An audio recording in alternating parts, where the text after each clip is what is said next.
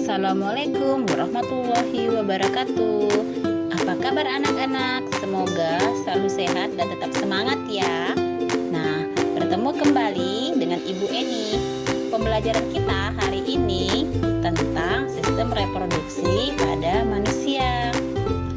Membahas sistem reproduksi, santai saja ya anak-anak. Tidak perlu tabu dan merasa malu. Karena pendidikan seks di dalamnya sangat penting. Sebab reproduksi merupakan bagian dari kehidupan kita sehari-hari dan dialami setiap manusia. Nah, ada yang tahu apa itu reproduksi?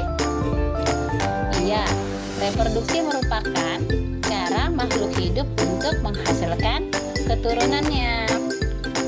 Sistem reproduksi ini meliputi yang pertama, ada sistem reproduksi pada pria dan sistem reproduksi pada wanita. Oke, kita lanjut sekarang yang sistem reproduksi pada pria.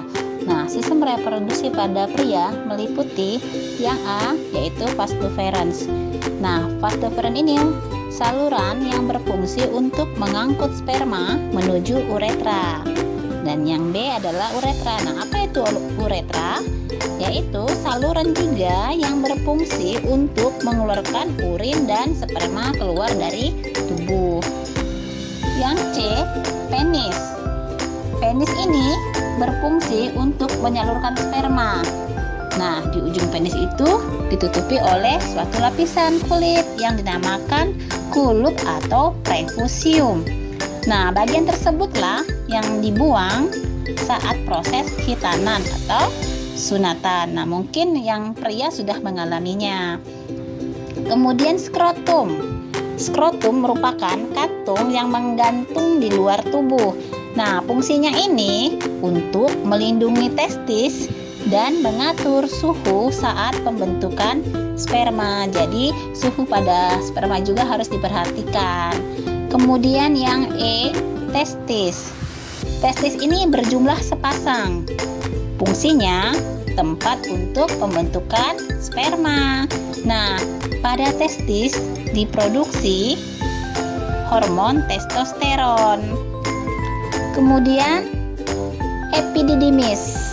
Nah, epididymis ini merupakan saluran sperma yang berfungsi sebagai tempat penyimpanan sperma sementara dan pematangan sperma.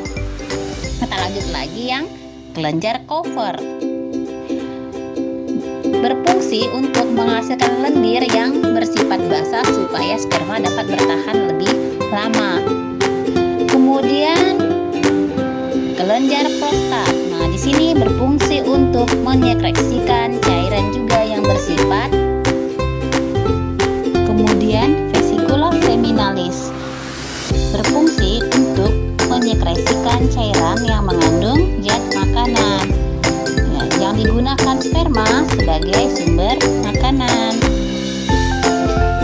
Nah, kita lanjut ya anak-anak, yang kedua yaitu sistem reproduksi pada wanita.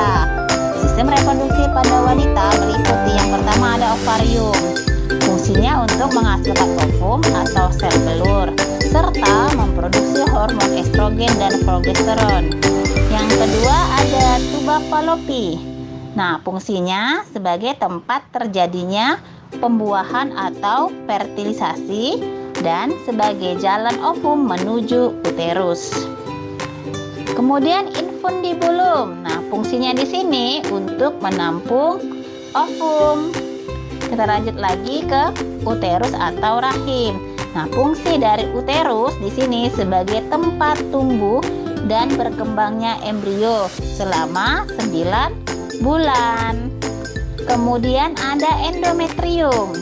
Ini merupakan lapisan paling dalam dari uterus yang mengandung banyak sel darah merah. Nah, apabila ovum tidak dibuahi oleh sel sperma, maka akan terjadi menstruasi dan dinding sel darah merahnya ini akan meluruh, keluarlah darah. Kemudian ada vagina. Vagina ini merupakan sebagai alat kovulasi, jalan lahir janin dan keluarnya menstruasi. Dan yang terakhir yaitu serviks, merupakan penghubung antara uterus dan sperma. Nah, sekian ya penjelasan dari Ibu. Ibu harapkan kalian bisa paham dan bisa mengerti. Nah, sampai jumpa di pertemuan berikutnya. Terima kasih. Assalamualaikum warahmatullahi wabarakatuh.